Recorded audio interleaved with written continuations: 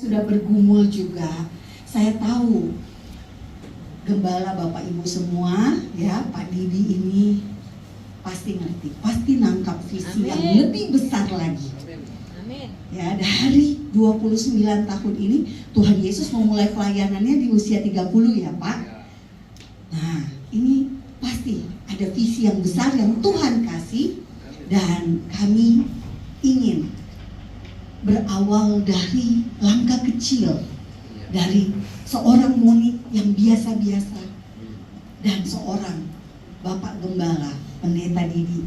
Kita akan memulai sebuah terobosan buat Indonesia. Apa itu? Mari kita lihat. Bisa slide ya. Inilah rekonsiliasi Kristen dan Yahudi, Bapak Ibu. Mungkin Bapak Ibu mikir, kenapa harus ada rekonsiliasi? Bukankah baik-baik aja? Kita orang Kristen gak benci kok sama orang Yahudi. Kita orang Kristen gak anti kok sama Israel. Jangan salah Bapak Ibu. Baru-baru ini ada berita, next. Ada berita yang menurut saya, Bapak Ibu kelihatan gak ya? Apa saya harus minggir? Nggak apa-apa ya. Patriark di Yerusalem menolak Kristen Sionisme. Ini berita beberapa hari yang lalu, seminggu yang lalu. Mereka menolak Kristen Sionisme karena dianggap Sionisme itu adalah sesuatu yang merusak gereja. Gereja dibajak oleh isu ini. Sionisme ini adalah dari kata Sion. Sionisme adalah gerakan orang Yahudi pulang kampung. Kalau pulang kampung berarti kemana? Ke Indonesia? Bukan, karena orang Yahudi tidak tinggal di Indonesia. Apakah ke Eropa? Juga bukan. Orang Yahudi asal kampungnya tidak di Eropa. Orang Yahudi mudiknya ke tanah perjanjian. Dan itu sedang terjadi di mata Bapak Ibu semua. Amin. Waktu pertama kali saya datang, diundang Pak Gembala di tempat ini, saya bahas tentang pemulihan Israel dari Yehezkiel 36. Pemulihan secara fisik sudah terjadi.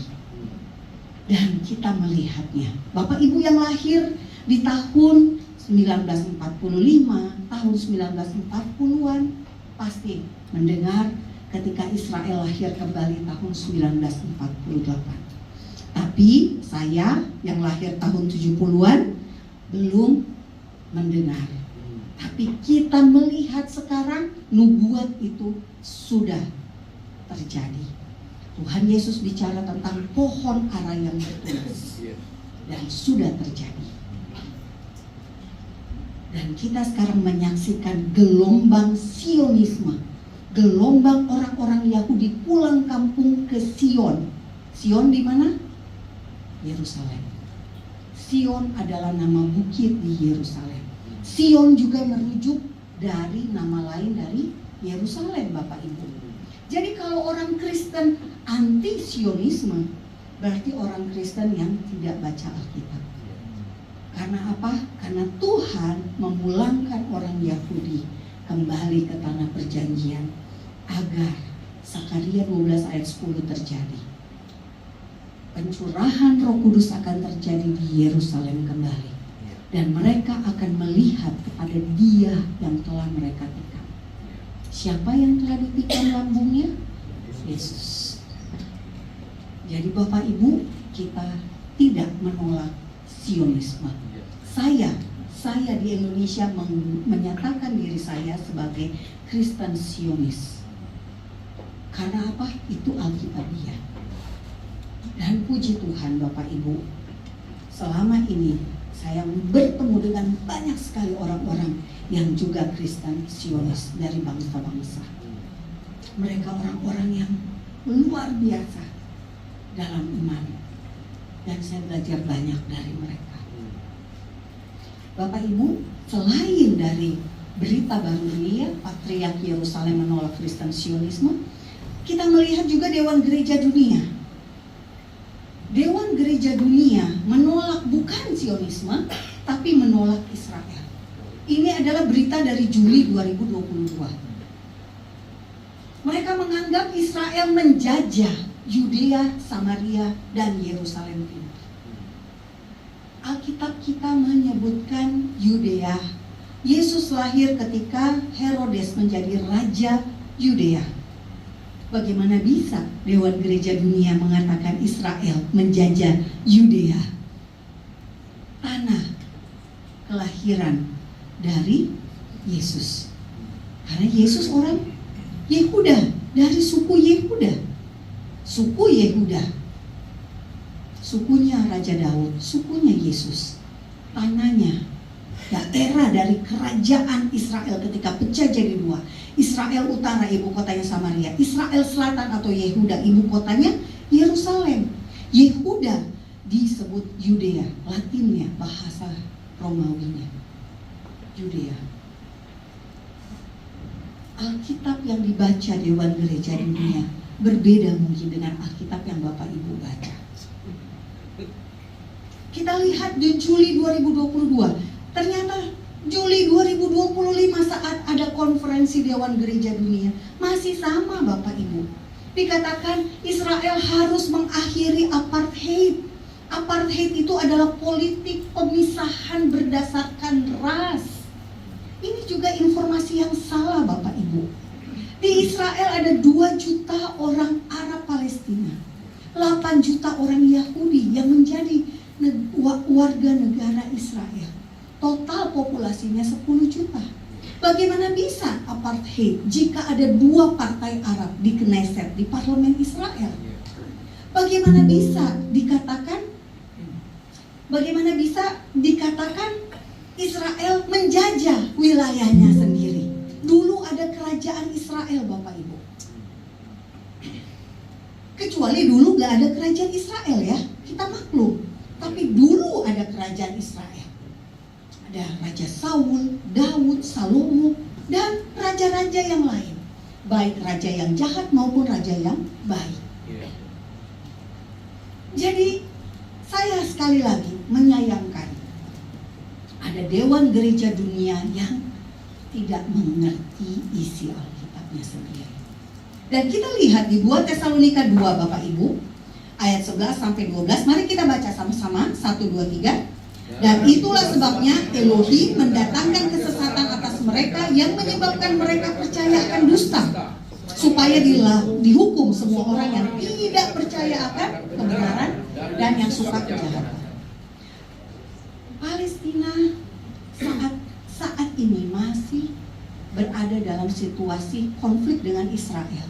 Kenapa? Karena ada terorisme, karena ada kejahatan. Apakah Tuhan Yesus, apakah Tuhan kita pro kekerasan dan kejahatan? Tidak. Apakah Tuhan kita pro terorisme? Tidak. Karena itu nggak bisa kalau Dewan Gereja Dunia setuju pada Palestina yang masih ada kelompok terornya. Kita juga demikian Bapak Ibu. Kita ada Densus 88 anti teror. Ada BNPT, Badan Nasional Penanggulangan Terorisme. Nggak ada yang mendukung kelompok teror. Sekalipun itu adalah tujuannya dikatakan kemerdekaan. Nggak mungkin Bapak Ibu kita mendukung sesuatu yang dilakukan dengan cara-cara kekerasan. By the way, saya ganti kata Allah menjadi Elohim karena Elohim itu jamak, plural, Eloah singular. Jadi saya menunjukkan Tuhan saya beda dengan Tuhan yang lain. Tuhan saya Trinitas. Amin. Jelas Elohim. Apakah ada agama lain yang mau pakai kata Elohim? Enggak, Tuhan mereka satu. Tuhan kita Trinitas. Amin Bapak Ibu. Jadi ini menunjukkan kebenaran tentang iman kita. Bapa, Anak, dan Roh Kudus. Amin. Nah, kita lihat Kristen Palestina juga menolak Israel Bapak Ibu. Ada yang namanya Kairos Dokumen. Kairos Dokumen dibuat oleh orang-orang Kristen di Palestina pada bulan Desember 2009. Perhatikan Bapak Ibu, 2009 dibuat. ketika Israel sudah menyerahkan Bethlehem, Yeriko, Shikem untuk Palestina tahun 1993. Israel menyerahkan kota-kota penting itu, kota-kota yang ada di Alkitab demi perdamaian. Tahun 2005 Israel menyerahkan Gaza, kota atau wilayah warisan suku Yehuda, untuk apa? Palestina, supaya damai. Tapi tetap aja orang Kristen Palestinanya bilang, enggak, kita anti Israel, kita menolak Israel. Mereka mengatakan Israel menindas. Gimana caranya menindas? Sudah dikasih tanah Bapak Ibu. Israel udah gak ada lagi di Gaza. Gimana caranya mau menindas? Itu negara lain, udah negara orang. Jadi Bapak Ibu, gak semua orang Kristen ngerti isi Alkitabnya sendiri. Puji Tuhan di sini ngerti ya Pak Didi ya, ada Pak Didi. Tepuk tangan buat Bapak Ibu semua ya, luar biasa, salut saya. Jadi Bapak Ibu, Kairos Palestina ini, dokumen ini justru menyalahkan Israel karena ada terorisme. Kalau nggak ada Israel, maka terorisme berhenti. Bagaimana bisa? Tuhan sudah membentuk Israel dan akan terus ada Israel tersebut. Amin. Mengapa? Sekarang mungkin pertanyaannya kita harus jawab. Mengapa ada Kristen yang anti Israel? Penyebabnya ada pengajaran teologi yang namanya teologi penggantian atau replacement theology. Dianggap Israel sudah tidak ada lagi. Kenapa Israel nggak ada? Karena sudah ada gereja, sudah ada orang Kristen, maka Israel sudah bye-bye. Lalu gereja sudah menggantikan Israel sebagai bangsa pilihan. Kita dipilih untuk percaya Tuhan Yesus, tapi kita tidak menggantikan Israel yang dipilih oleh Bapa. Janji Tuhan katanya sudah tidak berlaku lagi untuk Israel, tapi hanya untuk gereja. Padahal Israel akan masuk tribulasi. Apakah gereja mau masuk tribulasi? Semua yang ada di Alkitab kita terbagi dua, perjanjian lama, perjanjian baru. Isinya janji Tuhan, perjanjian demi perjanjian. Apakah kita hanya mau yang berkat-berkat saja? Bagian yang susah-susahnya kita tolak buat Israel? Kita berarti pilih-pilih. Tanah perjanjian katanya batal, udah gak berlaku lagi tanah perjanjian. Soalnya Israel udah dibuang ke Babel. Tapi jangan lupa, Israel dipulihkan, dikembalikan lewat tangan seorang raja yang tidak mengenal Tuhan. Tuhan yang disembah Israel, Kores. Tapi Kores, Darius dari Persia, bisa mendeklarasikan kekuasaannya Tuhan Israel. Bahkan memberikan dana untuk membangun bait suci. Kores adalah Zionis pertama di dunia. Tuhan bisa pakai siapa saja Bapak Ibu. Untuk apa? Menggenapi rencananya. Dan yang kita tahu anti Israel ini mulainya dari bapak-bapak gereja. Protestan dimulai dari pendiri atau bapak reformator kita, Martin Luther, menulis buku tentang kebohongan-kebohongan orang Yahudi. Kenapa Luther begitu benci? Karena dia tidak berhasil mengkristenkan orang Yahudi. Gak bisa Bapak Ibu kepahitan. Kita bisa bertobat, kita bisa melihat kebenaran tentang Yesus sebagai juru selamat dan Tuhan. Itu kalau Roh Kudus menginsafkan kita. Amin. Gak bisa kalau bukan karena Roh Kudus. Luther merasa kecewa sehingga akhirnya dia menulis buruk sekali. Sinagoga harus dibakar, buku-buku Yahudi harus dibakar, orang Yahudi harus dikucilkan. Sedih banget Bapak Ibu, ada orang Kristen seperti ini. Dan Bapak reformator kita. Bapak Ibu, di Alkitab Bapak Ibu, di Alkitab Perjanjian Lama ada 203 kata Allah Israel, Elohim Israel. Artinya apa? Tuhan mengidentifikasi dirinya sendiri dengan Israel. Kalau Israelnya nggak ada, buat apa? Tuhan mengidentifikasi dirinya dengan Abraham, karena Abraham ada. Mengidentifikasi dirinya dengan Ishak, Allah Ishak, Elohim Ishak, karena Ishak ada. Bahkan Yakub namanya diganti, diubah menjadi Israel oleh Tuhan sendiri. Ada 74 kata Israel di Alkitab Perjanjian Baru yang gak cocok kalau diganti dengan kata gereja. Kalau kita mau menghilangkan semua kata yang mengandung, semua ayat yang mengandung kata Israel dalam Alkitab kita, Alkitab Bapak Ibu dijamin pasti tipis. Gak bisa Bapak Ibu. Dan penghilangan keyahudian juga terjadi di gereja sejak Konsili Nisea. Konsili Nisea mengganti, mengubah kekristenan yang beda dari yang diajarkan oleh rasul-rasul pertama. Mereka menghapus jejak Yahudi. Sabat tidak lagi dirayakan. Maaf, bukan dirayakan ya sabat. Sabat tidak lagi dipraktekkan, diterapkan.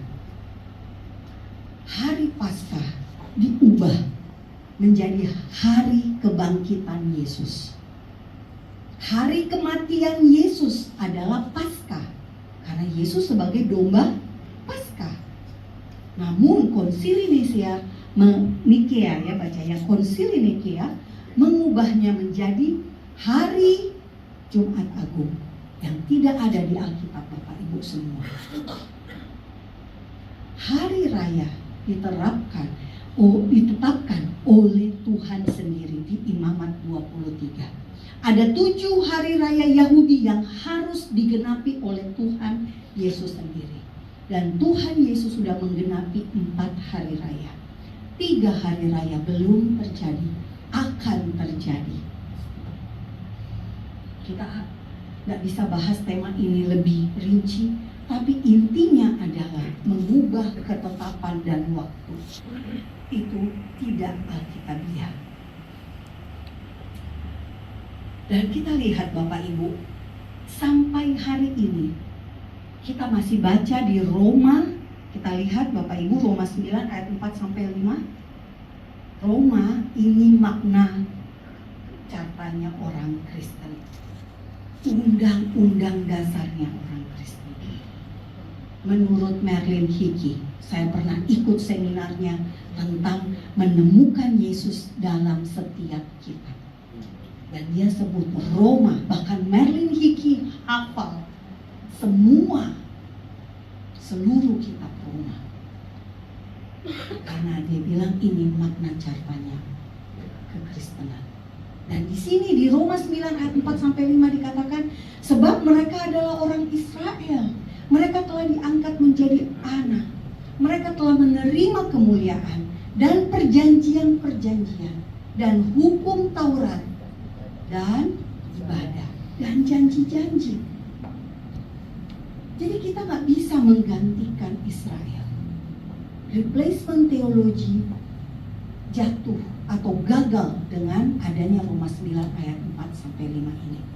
Mereka adalah di ayat 5-nya, mereka adalah keturunan bapak-bapak leluhur Abraham, Ishak dan Yakub yang menurunkan Mesias dalam keadaannya sebagai manusia yang ada di atas segala sesuatu. Ia adalah Elohim yang harus dipuji. Jadi Bapak Ibu jelas kita patokannya ke Tuhan. Tuhan sudah pilih Israel. Kita nggak usah ganti-ganti. Yesaya 49 ayat 3 dikatakan, Ia berfirman kepadaku, engkau adalah hambaku Israel, dan olehmu aku akan menyatakan keagunganku. Bapak Ibu, sampai hari ini Tuhan masih memperlihatkan kemahakuasaannya atas Israel. Israel sampai hari ini masih menjadi negara paling kuat nomor 10 di dunia di tahun 2025. Negara paling bahagia nomor 8. Negara dengan kemampuan teknologi, inovasi dan sebagainya. Penerima Nobel sejak Israel merdeka tahun 1948 sampai hari ini. Itu sudah sekitar berapa? Hampir 20 penerima Nobel. Negara kita belum satu pun, Bapak Ibu. Akan ya. Semoga cucu saya, amin, cucu saya menjadi penerima Nobel pertama di Indonesia. Ini saya memprofetikan jika Tuhan berkenan, amin. Bapak Ibu, Israel diperangi oleh 8 front, 7 front secara nyata lewat perang. Front ke-8 adalah media sosial dan media massa. Israel menang loh, baik-baik aja. Kalau bukan karena Tuhan, itu pasti negara udah lenyap. Karena negaranya kecil banget, Bapak Ibu. Apa susahnya dilululantakkan dengan rudal dan roket? Bisa. Tapi apa? Tuhan tidak berkehendak, sehingga negara ini masih tetap ada. Dan kita lihat perjanjian baru juga tidak menolak Israel, Bapak Ibu. Dari Yesus sendiri, Yeshua artinya Tuhan menyelamatkan. Karena banyak Yesus yang lain sekarang. Yesus orang Palestina lah. Ya kan? Ada macam-macam. Yesus sudah datang ke bumi lah. Ada gereja apa tuh? Dari Cina atau Korea yang mengatakan hal begitu. Jadi hanya satu ya yang akan datang lagi, Yeshua, Tuhan yang menyelamatkan. Di Matius 10 ayat 23 dikatakan begini, ini menarik banget nih ayatnya, saya suka ayat ini. Apabila mereka menganiaya kamu dalam kota yang satu, larilah ke kota yang lain. Karena aku berkata kepadamu, sesungguhnya sebelum kamu selesai mengunjungi kota-kota Israel, anak manusia sudah datang. Bapak Ibu, saya udah 11 kali ke Israel, enggak semua kota bisa saya kunjungi. Jangan-jangan benar nih, sebelum saya selesai mengunjungi semua kota di Israel, Tuhan sudah datang. Amin. Maria bilang, berarti di mata Tuhan Yesus apa? Sampai dia datang kembali kota-kota di Israel masih ada apa enggak? Ada. Pemerintah Israel salah menyerahkan Bethlehem, Shechem, dan Yeriko. Maria di Lukas 1 ayat 54 berkata, ia menolong Israel hambanya karena ia mengingat rahmatnya. Petrus, Kisah Para Rasul 3 ayat 21, Kristus itu harus tinggal di sorga sampai waktu pemulihan segala sesuatu, seperti yang difirmankan Elohim dengan perantaraan nabi-nabinya yang kudus di zaman dahulu. Kira-kira pemulihan segala sesuatu termasuk pemulihan Israel atau enggak? Harus. Kira-kira tanah perjanjian harus dikembalikan kepada pemiliknya yang salah atau enggak? Harus. Kalau belum, Tuhan Yesus belum datang. Paulus di Kisah Para Rasul 13 ayat 23 berkata, dan dari keturunannya lah sesuai dengan yang telah dijanjikannya, Elohim telah membangkitkan juru selamat bagi orang Israel, yaitu Yeshua, Yesus. Yesus dalam bahasa Yunani nggak ada artinya namanya Bapak Ibu. Tapi dalam bahasa Ibrani arti nama Yeshua adalah Tuhan menyelamatkan. Bapak Ibu mau menginjili orang Yahudi, berdoalah dalam nama Yeshua. Mereka langsung ngerti, nangkep. Kalau berdoa dalam nama Yesus mereka nggak ngerti. Karena mereka tahu setiap nama dalam bahasa Ibrani ada artinya. Nah, kita lihat Yesus, Yeshua itu datang juga untuk orang Yahudi, bukan hanya untuk kita Bapak Ibu. Kenapa ada janjinya kepada orang Yahudi? Mazmur 118 ayat 26 dikatakan, diberkatilah dia yang datang dalam nama Tuhan. Tuhan huruf besar semua, tetragamon, YHWH. Kami memberkati kamu dari dalam rumah Tuhan. Dan ini dikutip, diulangi oleh Tuhan Yesus sendiri. Janji kepada orang Yahudi, Matius 23 ayat 39, dan aku berkata kepadamu, mulai sekarang kamu, orang Yahudi, tidak akan melihat aku lagi. Hingga, akunya siapa? Yesus. Hingga kamu berkata, diberkatilah dia yang datang dalam nama Tuhan. Baru haba Beshem Adonai. Suatu saat orang Yahudi akan memperkatakan ini. Baru haba Beshem Adonai. Dan rekonsiliasi spiritual akan digenapi, akan terjadi. Karena apa? Rekonsiliasi fisik sudah terjadi. Next. Bapak Ibu bisa lihat di Yehezkiel 36 ayat 26 sampai 28. Tuhan berjanji. Yehezkiel bicara tentang Israel yang dipulihkan, bait suci yang dipulihkan. Bait sucinya bukan bait suci kedua Bapak Ibu, karena berbeda ukurannya dengan bait suci yang dibangun oleh Zerubabel. Bait suci versi Yehezkiel akan ada sungai yang mengalir keluar dan akan membuat laut mati menjadi hidup. Ini belum terjadi.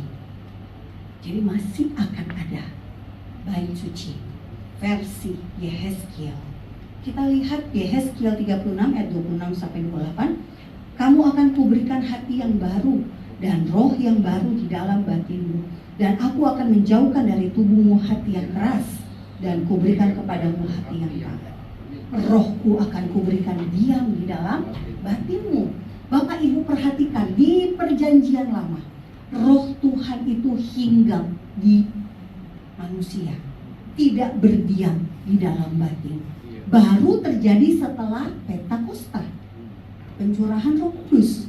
Namun di Yehezkiel 36 ini dikatakan, rohku akan kuberikan diam di dalam batinmu, dan aku akan membuat kamu hidup menurut segala ketetapanku dan tetap berpegang pada peraturan-peraturanku dan melakukannya. Dan kamu akan diam di dalam negeri yang telah kuberikan kepada nenek moyangmu, dan kamu akan menjadi umatku dan aku menjadi Elohimmu. Artinya jelas Bapak Ibu, Israel harus pulang kembali ke negerinya dulu, Sionisme terjadi dulu atau alia bahasa rohaninya, baru kemudian spiritual, restorasi, pemulihan rohani terjadi atas orang Yahudi dan bangsa Israel. Dan kita baca ayat rujukan yang lain Bapak Ibu, bukan hanya di Yehezkiel 36, tapi juga ada di Yeremia 31 ayat 31 dan 33 sampai 34. Kita lihat Bapak Ibu, sesungguhnya akan datang waktunya, demikianlah firman Tuhan, aku akan mengadakan perjanjian baru dengan kaum Israel dan kaum Yehuda. Ini perjanjian spesifik, khusus, spesial dengan Israel dan Yehuda, bukan dengan orang Kristen. Orang Kristen perjanjiannya dengan darah Yesus. Ketika Tuhan Yesus mengangkat cawan, dikatakan inilah darah perjanjian. Jadi ini bukan tentang kita. Kita lihat lagi ayat 33, tetapi beginilah perjanjian yang kuadakan dengan kaum Israel sesudah waktu itu. Demikianlah firman Tuhan. Aku akan menaruh Tauratku dalam batin mereka dan menuliskannya dalam hati mereka. Maka aku akan menjadi Elohim mereka dan mereka akan menjadi umatku.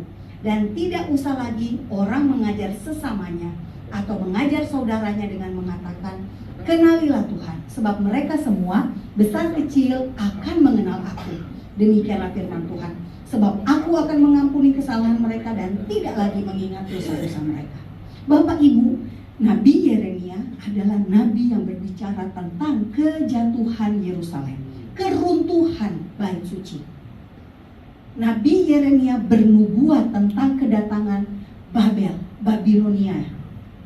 Namun di saat yang sama Nabi Yeremia juga memperkatakan apa yang akan Tuhan lakukan untuk bangsa Yehuda, kerajaan Israel Selatan yang dibuang ke Babel itu.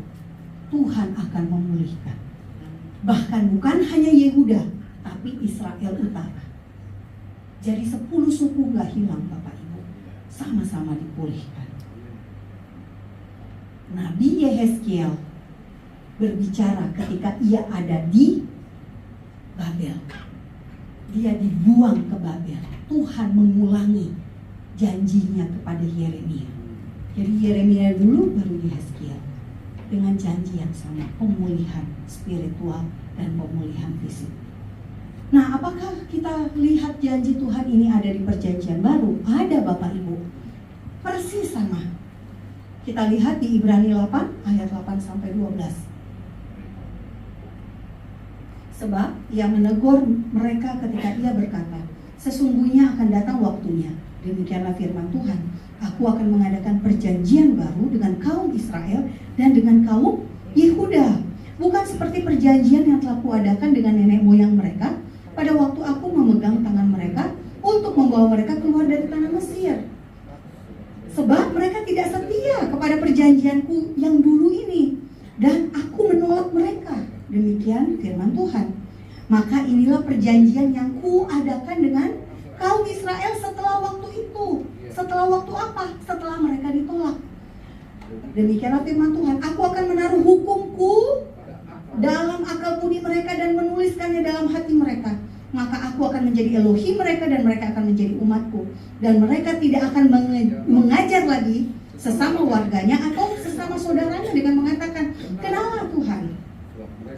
Sebab mereka semua besar kecil akan mengenal aku. Sebab aku akan menaruh belas kasihan terhadap kesalahan mereka dan tidak lagi mengingat dosa-dosa mereka. Kenapa orang Kristen masih mengingat-ingat dosanya orang Yahudi? Tuhan aja bilang, aku tidak akan mengingat dosa mereka lagi. Apa yang dibilang? Aku menaruh belas kasihan terhadap kesalahan mereka.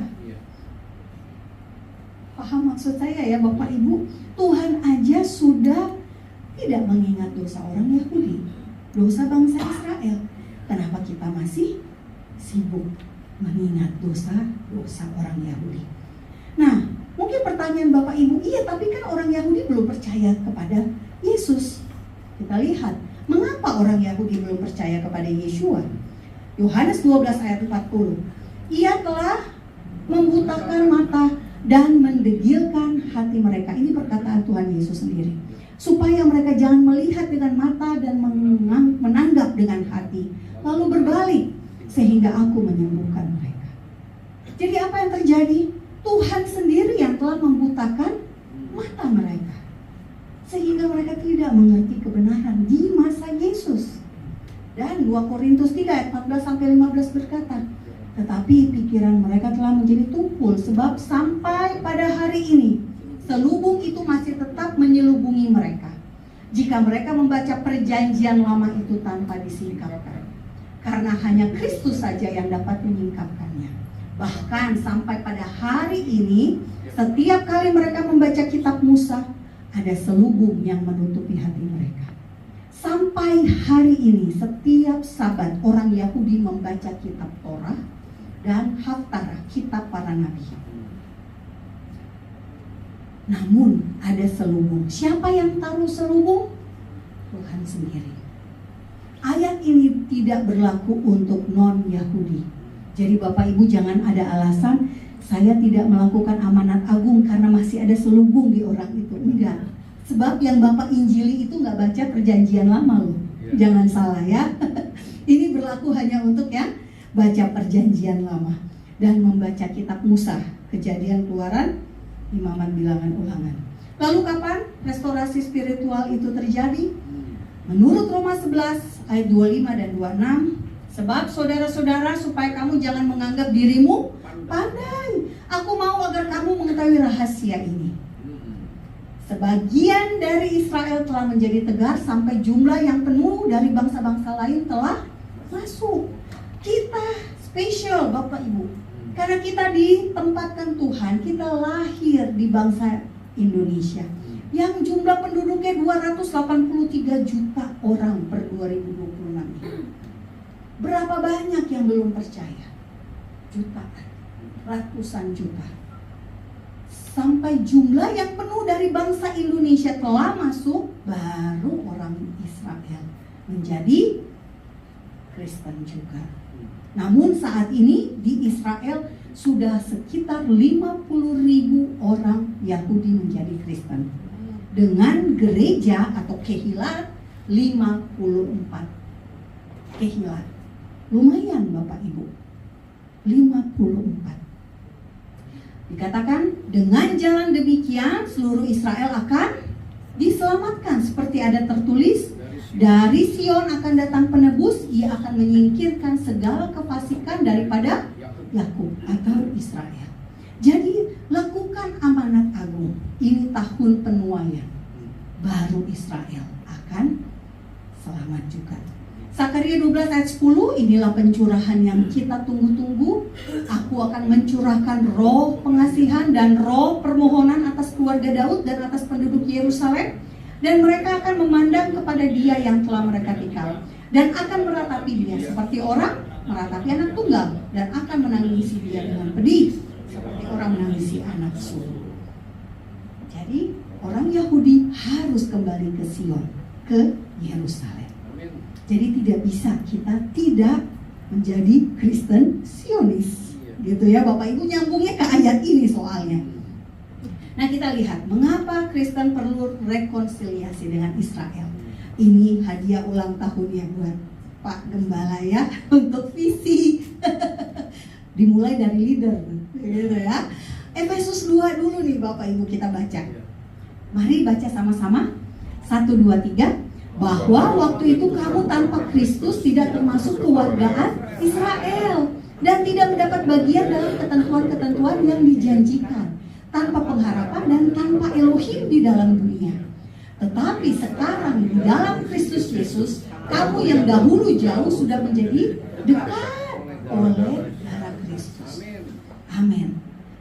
Jadi kita jangan bikin tembok lagi.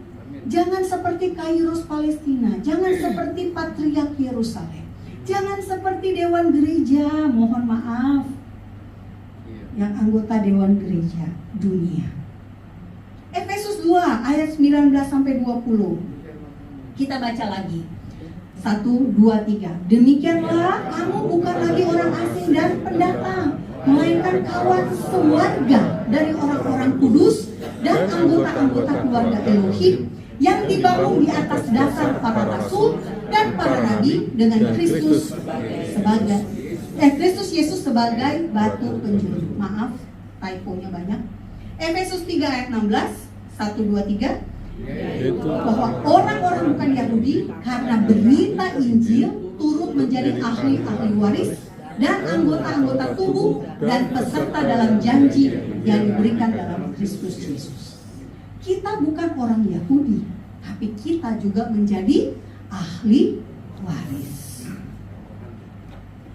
Nah, kita lihat ayat yang lain. Ini Efesus. Kita lihat dari Roma. Panggilan untuk kita yang bukan orang Yahudi.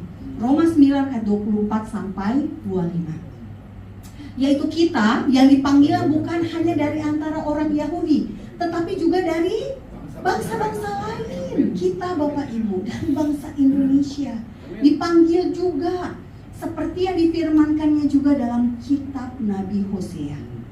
Yang bukan umatku akan disebut umatku, dan yang bukan kekasih, kekasih. Bapak Ibu adalah kekasih-kekasihnya Bapa kita di sorga, Tuhan Israel. Sama seperti bangsa Israel yang dikasihi. Israel dikasihi seperti biji matanya Tuhan. Bapak Ibu juga sama. Karena apa? Karena Bapak Ibu dipanggil dari antara bangsa-bangsa. Roma 11 ayat 17 sampai 18. Karena itu apabila beberapa cabang telah dipatahkan dan kamu sebagai tunas liar telah dicangkokkan di antaranya dan turut mendapat bagian dalam akar pohon zaitun yang penuh getah, janganlah kamu bermegah terhadap cabang-cabang itu, Jikalau kamu bermegah, ingatlah bahwa bukan kamu yang menopang akar itu, melainkan akar itu yang menopang kamu. Kita dicangkokkan ke cabang zaitun asli Israel. Kalau cabang zaitunnya busuk, kita nggak bisa tumbuh. Kalau cabang zaitun aslinya rusak, kita ikutan rusak. Tapi kalau cabang zaitun itu berbuah, kita juga berbuah. Amin. Jadi jangan mengutuki Israel. Jangan mengecam diri kita sendiri. Karena kita sudah satu cabang. Amin Bapak Ibu. Dipersatukan oleh Yesua. Galatia. Tadi kita baca Efesus, lalu Roma, sekarang Galatia. Jadi di perjanjian baru banyak banget ayat-ayat rujukannya. Saya bingung kenapa Dewan Gereja nggak paham ya. Galatia 3 ayat 9. Kenapa Pak? Iya benar. Nggak baca Alkitab. Galatia 3 ayat 9. Jadi mereka yang hidup dari iman, mereka lah yang diberkati bersama-sama dengan Abraham yang beriman itu. Jadi Abraham menjadi rujukan. Galatia 3:14, Yesus Kristus telah membuat ini supaya di dalam Dia berkat Abraham sampai kepada bangsa-bangsa lain, kita Bapak Ibu. Sehingga oleh iman kita menerima roh yang telah dijanjikan itu. Sama seperti yang dijanjikan kepada Abraham. Galatia 3:29, dan jikalau kamu adalah milik Kristus, maka kamu juga adalah keturunan Abraham dan berhak menerima janji Elohim. Amin. Jadi Bapak Ibu jelas ya rujukannya. Jadi saya bukan mengada-ngada. Kita lihat sekarang apa yang bisa kita lakukan. Ini adalah contoh yang baik. Rekonsiliasi Katolik dan Yahudi dimulai tahun 1965 oleh Paulus ke-6. Nostra, ini saya nggak tahu ini bahasa Latin, Aetate ya kayaknya. Yang memutuskan satu, akar Yahudi, salah nih, akar kekristenan dari Yahudi. Jadi kita sama, satu akar, seperti yang tadi di Roma 11. Dan menolak tuduhan orang Yahudi membunuh Yesus. Karena gara-gara orang Yahudi disebut membunuh Yesus, maka banyak sekali terjadi persekusi terhadap orang Yahudi. Mengecam anti-Semitisme atau anti-Yahudi.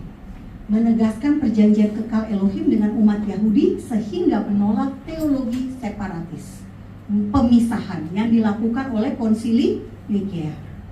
Lalu menyerukan persaudaraan dan dialog antar umat Katolik dan Yahudi. Nah, rekonsiliasi Katolik dan Yahudinya ini adalah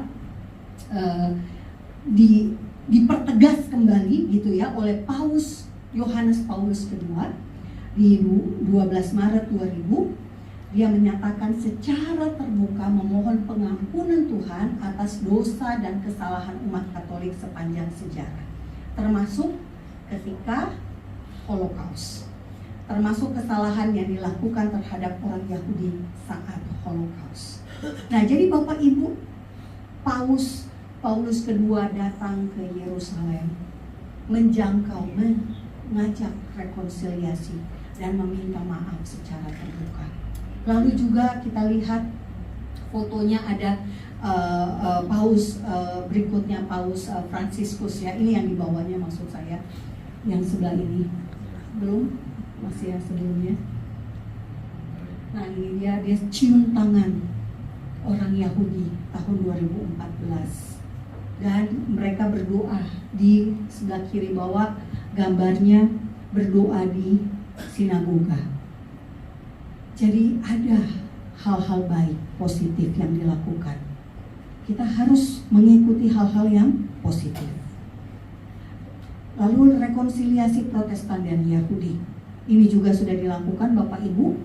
Dari tahun 1987 kelompok Kristen Protestan di Amerika ini meminta maaf kepada orang Yahudi. Lalu ini adalah orang-orang Protestan di Belanda, baru mereka meminta maaf di tahun 2020.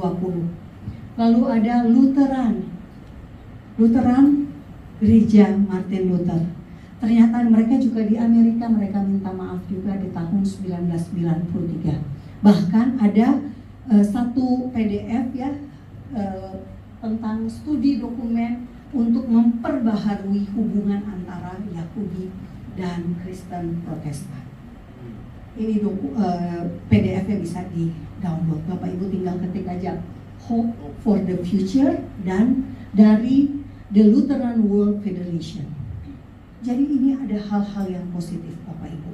Rekonsiliasi, ada beberapa rekonsiliasi antara Kristen dan Yahudi telah dimulai oleh Katolik dan beberapa gereja Protestan. Next, pertanyaannya, kapan rekonsiliasi Kristen di Indonesia dan Yahudi? Nah inilah yang saya rindukan sebagai visi yang baru di 10 tahun Hadassah of Indonesia ini. Setelah mengedukasi orang Indonesia tentang Israel dan Indonesia sekarang bersama-sama di Dewan Perdamaian Gaza. Presiden kita Prabowo memutuskan untuk bergabung dengan Dewan Perdamaian Gaza. Ini hal yang positif Bapak Ibu. Karena apa? Di Dewan Perdamaian Gaza mereka akan memutuskan untuk membangun Gaza kembali. Gaza yang lebih baik, Gaza yang lebih sejahtera. Dan untuk hal itu maka Hamas harus dilucuti senjatanya, harus dicopot aset-aset militernya, dan negara kita yang akan melakukannya.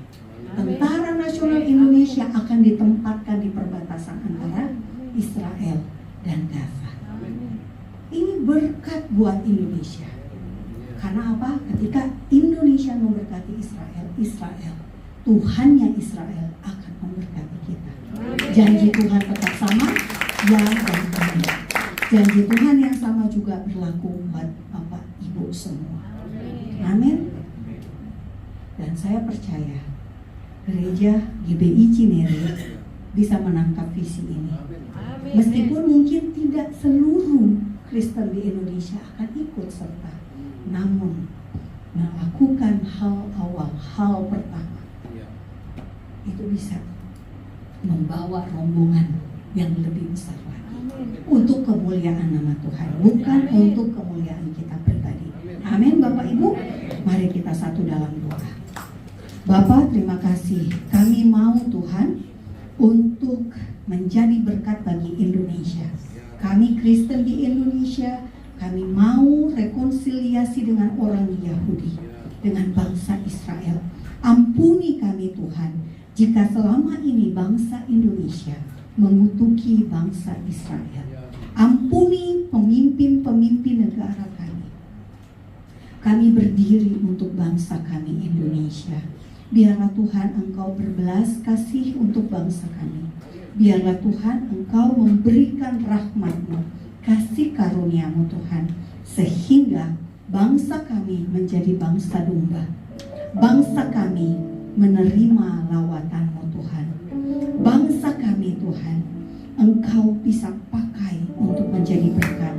Engkau bangkitkan Tuhan Kores-Kores, Darius di masa lalu kembali ada di Indonesia ini Tuhan. Kami percaya Tuhan. Kami berdoa buat Presiden Indonesia Bapak Prabowo Subianto. Bapak, dia tidak mengenal Engkau, tetapi kami percaya Tuhan, dia boleh melihat kebenaran tentang Israel melalui orang-orang terdekatnya. Dia bisa melihat kebenaran tentang Israel dari Alkitab, firman-Mu yang hidup. Kami berdoa Bapa untuk Pak Prabowo Subianto, Presiden kami. Tuntun dia, berikan dia hikmat marifat ketika ia berada di Dewan Perdamaian Gaza, agar ia punya otoritas untuk menjadikan Indonesia ini punya pengaruh, punya dampak untuk membangun Gaza yang lebih baik, lebih sejahtera, dan cinta damai. Bawa kami Bapak, orang-orang Kristen ini juga untuk menjangkau orang-orang Palestina di Gaza, agar mereka juga menjadi orang-orang damai. Dengan caramu, dengan jalanmu Tuhan, pakai kami ini. Terima kasih Bapa. Kami berdoa untuk visi rekonsiliasi Kristen Indonesia dengan orang Yahudi dan bangsa Israel. Jika Tuhan berkenan, biarlah visi ini boleh diimplementasikan. Di dalam nama Tuhan kami, Yeshua HaMashiach, kami berdoa, kehendak-Mu jadilah di bumi seperti di sorga. Terima kasih, dalam nama-Mu Tuhan, yang akan datang kedua kali kami berdoa. Amin.